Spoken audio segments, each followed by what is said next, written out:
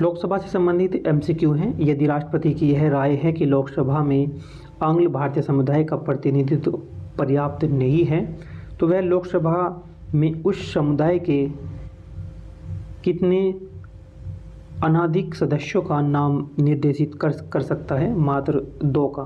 Option number इसका ए right answer है।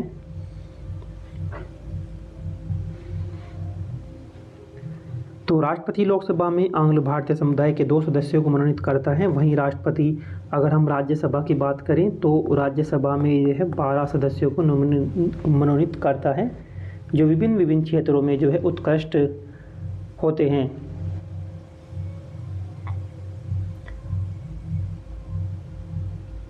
तो नेक्स्ट क्वेश्चन दिया है कि लोकसभा की बैठक बुलाने के लिए सदस्यों की न्यूनतम संख्या या कोरम कितनी होनी चाहिए?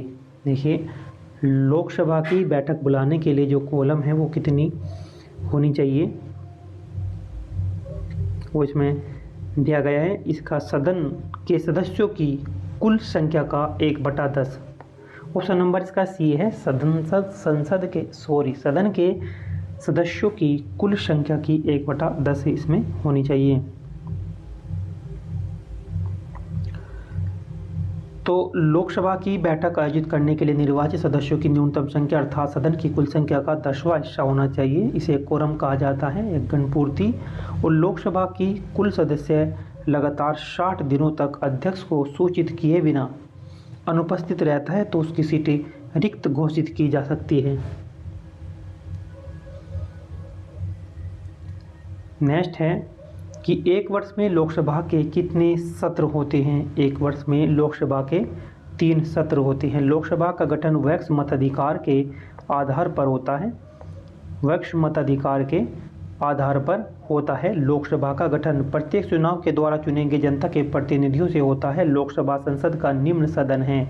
वहीं अगर हम राज्यसभा की बात करें तो राज्यसभा उच्च सदन है और लोकसभा क्या है? निम्न सदन है। इस सभा के सदस्यों की जो अधिकतम संख्या होती है वह 550 है। किसकी? लोकसभा की। लोकसभा की जो सदस्य संख्या है वह है आपकी 550। वहीं राज्यसभा की अगर बात करें हम, राज्यसभा की है 250। ठीक है, इसमें 3 सत्र होते हैं। एक तो होता है बजट सत्र जो ये फरवरी और मई तक होता है।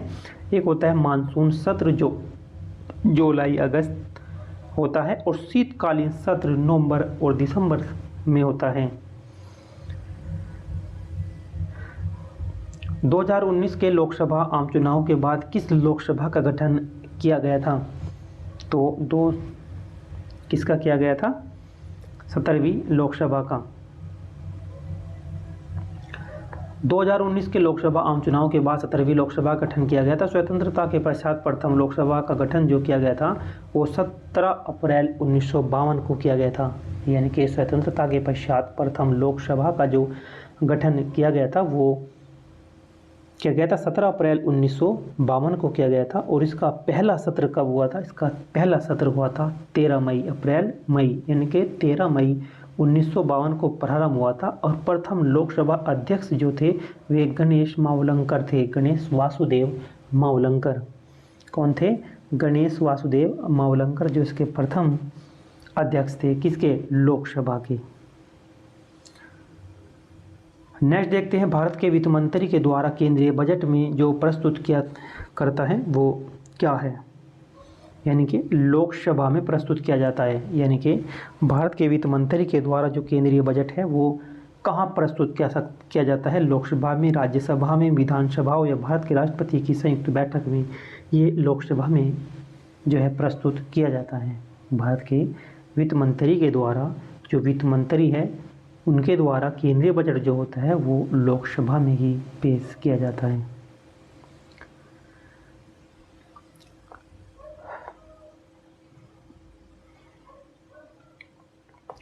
संविधान के अनुच्छेद 112 के अंतर्गत प्रत्येक वित्तीय वर्ष 1 अप्रैल से 31 मार्च के लिए, प्रत्येक वित्तीय वर्ष 1 अप्रैल से 31 मार्च के लिए केंद्र सरकार की अनुमानित प्राप्तियों तथा व्यय खर्चों का एक विवरण संसद के सामने रखा जाता है। इस वार्षिक वित्तीय विवरण को केंद्र सरकार बजट कहा जाता है। राष्ट्रपति के द्वारा निर्देशित तिथि पर वित्त मंत्री के द्वारा लोकसभा में बजट पेश किया जाता है। स्वतंत्र भारत का पहला जो बजट किसने पेश किया था, वो षणमुगम शेट्टी, आर के षणमुगम शेट्टी ने किया था। कब किया था? ये 1947 में इसे पेश किया था।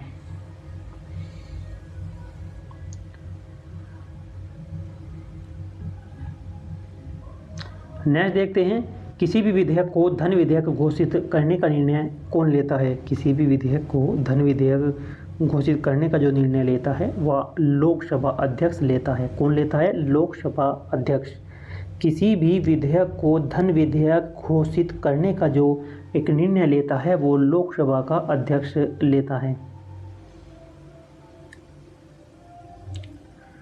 लोकसभा अध्यक्ष ये है प्रमाणित करता है क्या कि कौन सा विधेयक धन विधेयक है। यह कार्य राष्ट्रपति की पूर्व सहमति से किया जाता है। अनुच्छेद 110 में धन विधेयक का उल्लेख किया गया है। धन विधेयक का उल्लेख किसमें किया गया है?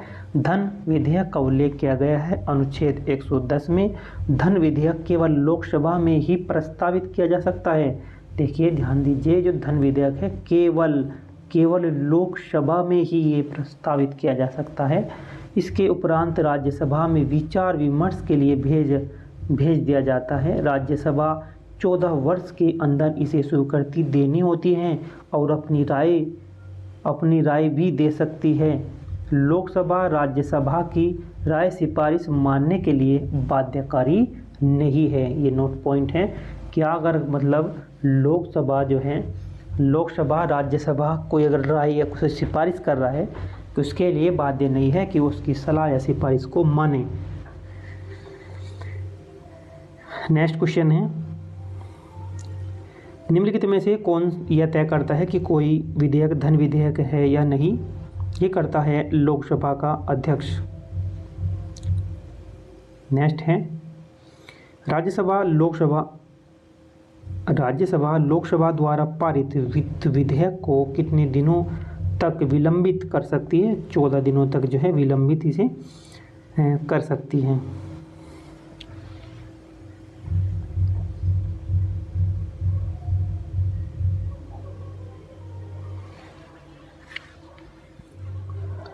नेक्स्ट देखते हैं, धन विधेयक जो होता है,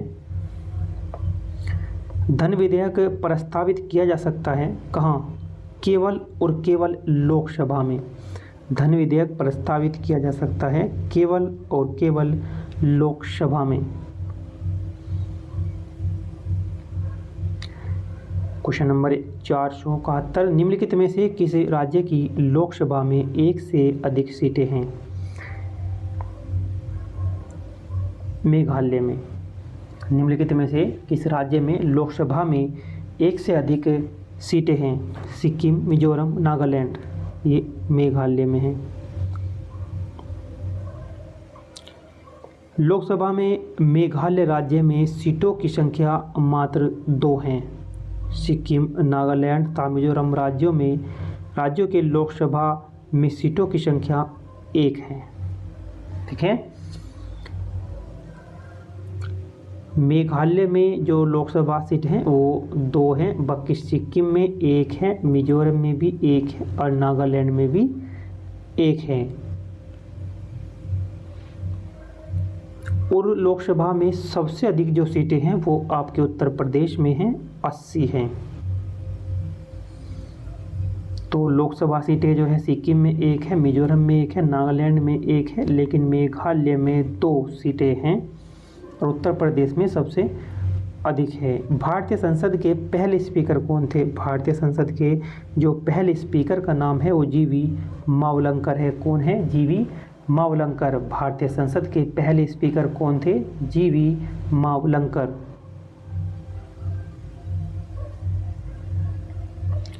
भारत के प्रथम लोकसभा अध्यक्ष गणेश वासुदेव मावलंकर थे। उन्होंने लोकसभा स्पीकर का पद 15 मई 1952 को ग्रहण किया था और 27 फरवरी 1956 तक इनकी मृत्यु तक इस पद पर ही रही। वर्तमान में लोकसभा के जो अध्यक्ष हैं ओम बिरला हैं।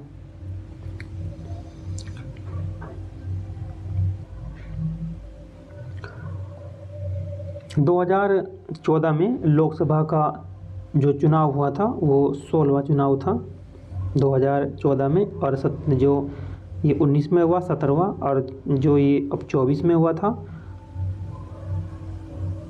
तो ये 18वां था। निम्नलिखित में से कौन लोकसभा में स्पीकर में रहा है? सुमित्रा महाजन।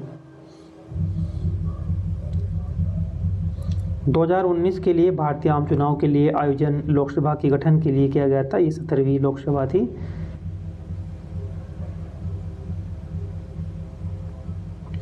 वर्तमान में किस राज्य में लोकसभा सीटों की संख्या अधिकतम है? लोकसभा सीटों की संख्या जो है अधिकतम की बात करें तो ये 80 है। इसमें किसमें? उत्तर प्रदेश में। अदर की देखते हैं। उत्तर प्रदेश की कितनी है? 80 दी है। और राजस्थान की कितनी है सीटें? 25। गुजरात की कितनी है? 26। और महाराष्ट्र की कितनी है? 48। महाराष्ट्र की 48 है और ये गुजरात की 26 है, राजस्थान की 25 और उत्तर प्रदेश की जो है ये है 80 सीटें हैं। लोकसभा के लिए प्रथम आम चुनाव किस वर्ष हुए थे? लोकसभा के लिए जो प्रथम आम चुनाव हुए थे वो किस वर्ष हुए थे? 1951-52 में। ऑप्शन नंबर इसका ए बिल्कुल राइट आंसर है, ऑप्शन नंबर ए। यानी कि लोकसभा के प्रथम आम चुनाव कब हुए थे? 1951-52 में हुए थे।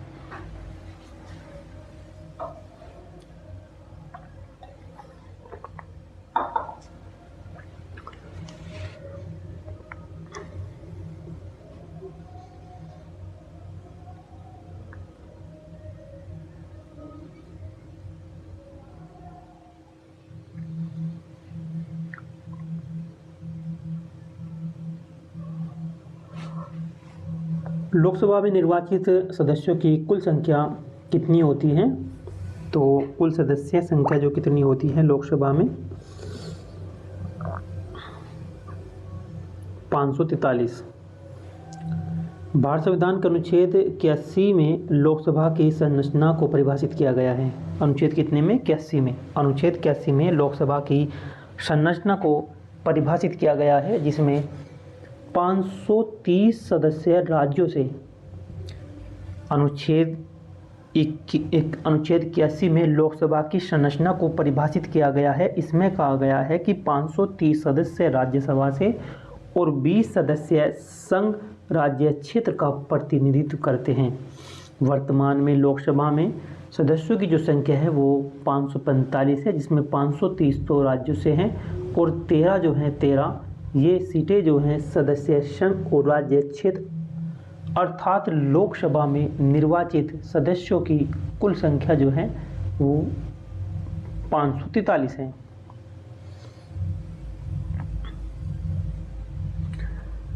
नेक्स्ट देखते हैं, लोकसभा सदस्य का चुनाव किसके द्वारा किया जाता है? लोकसभा जो अध्यक्ष है उसका चुनाव किसके द्वारा किया जाता है? लोकसभा के सभी सदस्यों के द्वारा किया जाता है लोकसभा अध्यक्ष का चुनाव।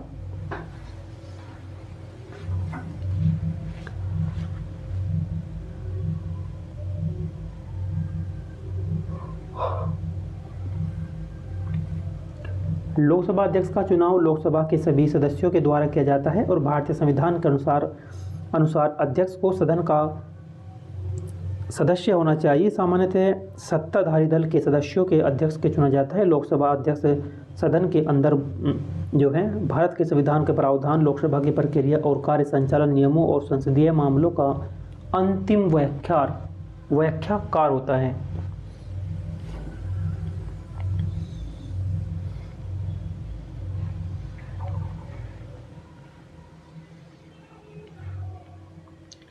तो नेक्स्ट देखते हैं, इसमें से कौन दूसरी लोकसभा के अध्यक्ष थे? दूसरी लोकसभा के जो अध्यक्ष थे उनका नाम था अनंत शयनम अयंगार।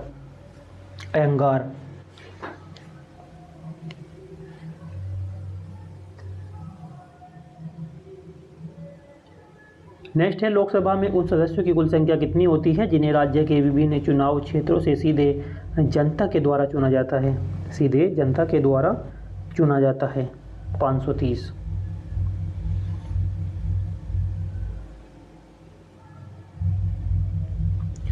लोकसभा में राज्य के संविधान के अनुसार केंद्र शासित प्रदेशों के अधिकतम कितने सदस्य हो सकते हैं? अधिकतम जो सदस्य हो सकते हैं वो 20 सदस्य अधिकतम हो सकते हैं।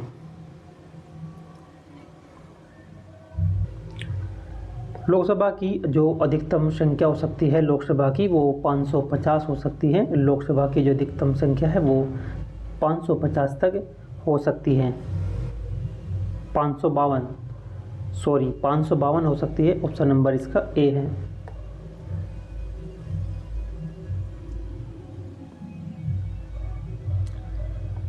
भारत के राष्ट्रपति के द्वारा लोकसभा में जो एंग्लो इंडियन समुदाय के सदस्य मनोनीत किए जाते हैं वो 2 सदस्य मनोनीत किए जाते हैं।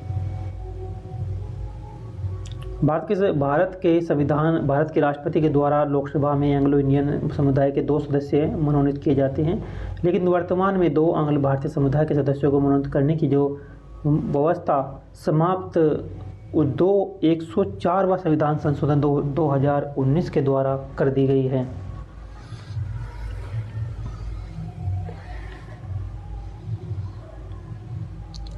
नेक्स्ट देखते हैं कि लोकसभा और राज्यसभा की संयुक्त बैठक की अध्यक्षता कौन करता है।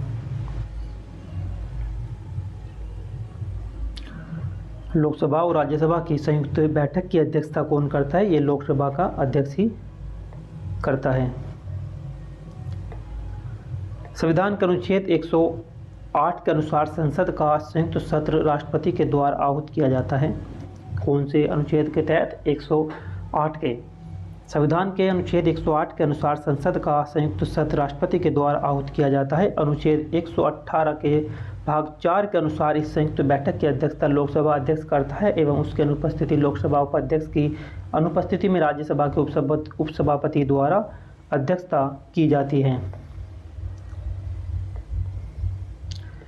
17वीं लोकसभा के कार्यवाहक जो अध्यक्ष हैं वे कौन थे?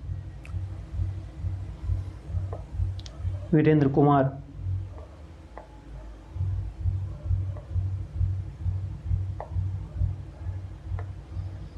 नवगठित लोकसभा की पहली बैठक की अध्यक्षता कौन करता है? कार्यवाहक अध्यक्ष करता है।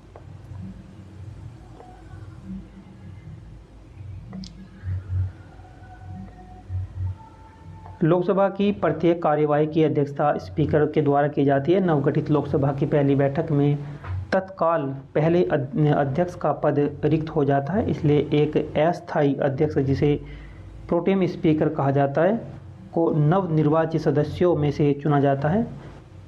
प्रोटेम स्पीकर नवनिर्वाचित सदस्यों की शपथ दिलाता है और नवगठित लोकसभा में पहली बैठक की अध्यक्षता करता है। नए अध्यक्ष के निर्वाचित होने के बाद प्रोटेम स्पीकर का पद समाप्त हो जाता है। लोकसभा की पहली महिला जो स्पीकर के रूप में किसे नियुक्त किया गया था?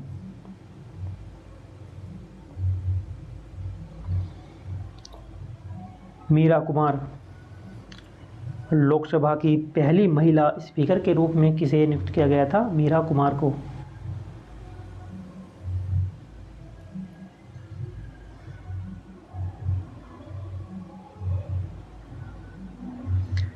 तो भारत की पहली महिला लोकसभा अध्यक्ष जून 2009 मई 2014 के रूप में जो है मीरा कुमार को जाना जाता है। लोकसभा अध्यक्ष बनने से पूर्व 5 बार लोकसभा की सदस्य रह चुकी थी। लोकसभा अध्यक्ष बनने से पहले लोकसभा सदस्य रह चुकी थी और 2017 में भारत के राष्ट्रपति के पद के लिए नामांकन भरा, लेकिन वर्तमान में राष्ट्रपति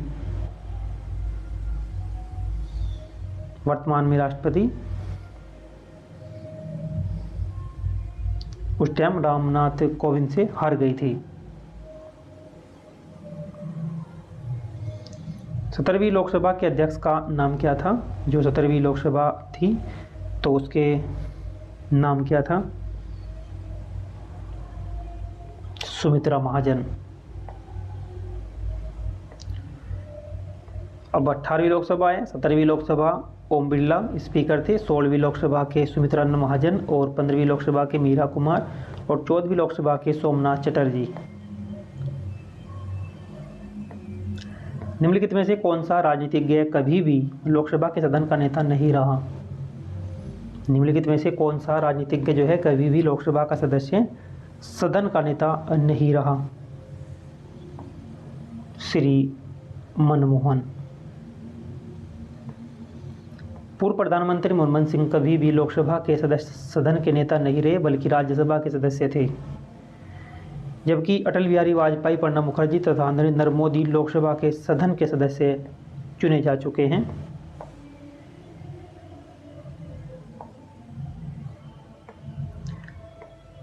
सांसद स्थानीय विकास योजना के तहत प्रत्येक सांसद को उनके अपने क्षेत्र का विकास करने के लिए निर्धारित जो वार्षिक राशि होती है वो लगभग कितनी होती है? वो होती है 5 करोड़ रुपए कम से कम होती है ये। नेक्स्ट है भारतीय लोकसभा की वर्तमान 2019 के अनुसार है उपसभापति कौन थे?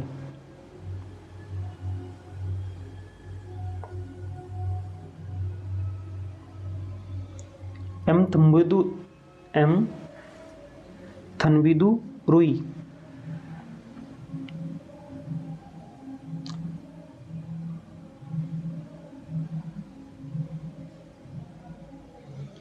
वर्तमान में जो लोकसभा के स्पीकर कौन है?